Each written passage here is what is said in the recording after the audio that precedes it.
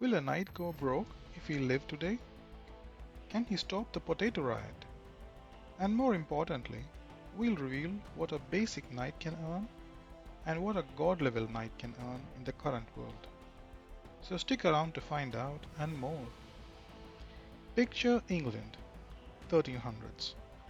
There's a king, sheep, lots of them, peasants with questionable hygiene, and a strict social ladder. At the top, you had the monarchs. At the bottom, you had the peasants. Somewhere in the middle, closer to the top than the bottom, you had knights.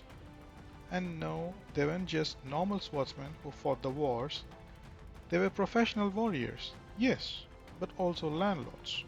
They were also tax collectors, they were minor politicians, and occasionally they were glorified rent-a-cop for noble estates. Now, most people think knights got paid in gold. That's half true. In practice, many knights earned salary the way we understand it. Instead, they were compensated through something called land grants, chunks of territory from which they could draw income from.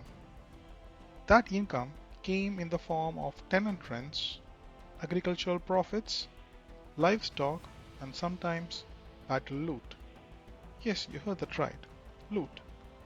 You win a battle, you keep the armor of the guy you killed. Maybe his horse, maybe his coin pouch. Basically medieval capitalism with fewer regulation and a higher chance of returns. Now, how much does this knight bring to a knight's table? His story suggests that a typical knight would bring about 40 pounds per year. That would be roughly equal to 30 to 60,000 pounds or 50 to 100,000 US dollars depending on how you calculate the time value of money. Sounds like a decent salary, right? A comfortable upper middle class existence. Enough for a mortgage, a gym membership maybe, and maybe once a year trip to Tuscany. But wait, that's just the baseline.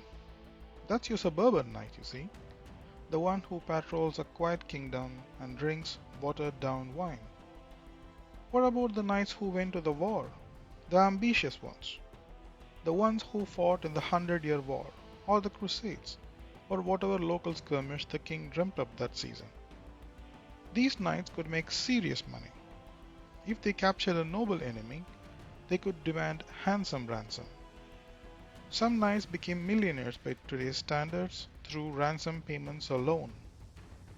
So now let's bring our knight, say Sir Arthur, to today. He's got to earn a living, yes, but there's no feudal lords handing out farmlands. He can't go around kidnapping Wall Street executives for ransom. So what kind of job market awaits our armored friend? First, the obvious, military service. In the Middle Ages, a knight's main role was combat. Protecting the world, enforcing law, going to war, sometimes for the king and country, sometimes for whoever paid better. Today that maps onto military officers, private security contractors, or even elite mercenaries. Let's say Sir Arthur joins a modern army. As a mid to senior level officer, he might easily pull in 60 to 120k a year, depending on the rank and location. That's good money if you ask me. However, if he does go private, the pay skyrockets. We're talking 200 to 400k for specialist assignments, sometimes even more if he's protecting VIPs in high risk areas. But let's get even more creative. Knights weren't just soldiers, they were also managers. They oversaw land, collected taxes, organized local militias, and made sure the village didn't devolve into a potato riot. We don't want that, do we? In the modern world, that's essentially a mix of a property manager, an operations director, and a rural politician. If Sir Arthur owns real estate, let's say he buys up rental properties instead of manors, he could easily turn a steady profit. In fact, owning multiple homes or commercial properties in today's market could bring in passive income ranging from 100k to several million dollars per year, depending on the location. A few downtown apartments in Melbourne or London, he's set for life. Turns out rent is the new serfdom. But Arthur's a go-getter. He doesn't just want passive income, he wants the glory. So maybe he throws on a suit, ditches the sword, maybe he keeps in the office for aesthetic reasons, and enters the corporate world. Remember, knights were trained from youth to lead. They understood the chain of command, logistics, and loyalty and conflict resolution methodologies, which often includes stabbing, but still, that does sound like a CEO material, right? Hold on, hear me out. A modern knight in a leadership role, that's a deadly combo. I bet he could easily command anywhere between 250k to $5 million annually.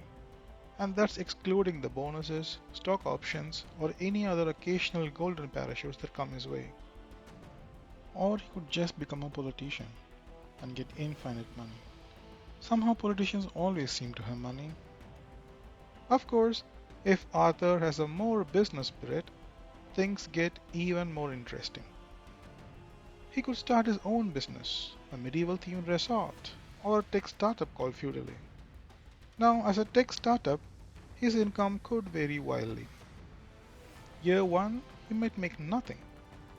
If he's lucky, year 3, he could be pitching to investors in his own castle shaped yacht. And if he's really lucky, and if his startup gets acquired, boom! 8-figure payout, more money than the combined GDP of 3 medieval villages. But there's one more modern path for Arthur, and it's perhaps the most absurdly lucrative: becoming a brand. You see, knights historically were famous, ballads were sung in their names, statues were carved for them. Today, that fame could be monetized through content. YouTube, TikTok, Twitch. Sir Arthur can become an influencer today. More like me if you ask me. Maybe he teaches swordplay tutorials, reacts to medieval movies, or rates historical battles.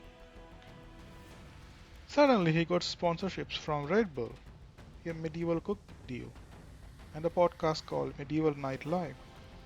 With a strong following, content creators can easily rake in 100k to $1 million per year. Add merchandising, Patreon, and licensing, he's making knight money without ever touching a sword. But let's not forget the wildcard income stream: battle bonuses. In the Middle Ages, a knight could make a windfall from looting or ransoms. That doesn't fly well today, unless he gets into esports. Imagine Sir Arthur entering high stakes gaming tournaments, his medieval reflexes finally paying off, and he wins a Fortnite World Cup. That's $3 million in prize money.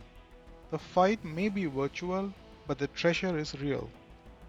So, let's go back to our first question. Will a knight go broke if he live today? Or will he be able to make a decent living? What's the final answer? Well, let's lay it out. If he plays it safe, joins the military, owns modest property, maybe teaches medieval history here and there, he's looking at around 200k a year. Not bad for someone who probably still uses the word thou in their vocabulary. But if he plays his cards right, mixes military consulting with real estate, a startup or two, maybe an influencer side hustle, and he could be pulling in $2 to $5 million per year. And if he hits the jackpot by capturing a niche market, launching a mega brand deal, and going viral, he might end up rich and maybe even on the cover of the Forbes. Of course, not every knight would adapt so easily. Some might struggle with the modern bureaucracy, or maybe freak out over escalators, or get arrested for riding horses above speed limit in a school zone. But those who learned, those who adapted, those knights, yeah, they would thrive. They always have. Because being a knight was never just about swinging swords. It was about service, discipline, vision. And yes, that does come with wealth too. So the next time you see someone in a suit of armor at a local fair, don't laugh too hard. That might just be a six-figure real estate mogul with a TikTok following and a portfolio that includes crypto, castles, and a vegan company.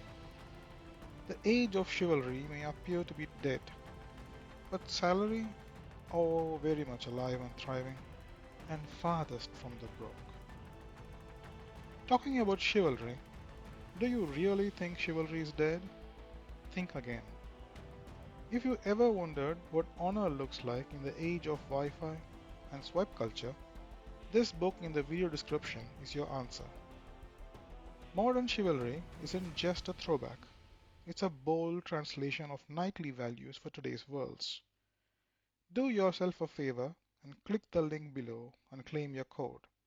Your legacy starts here.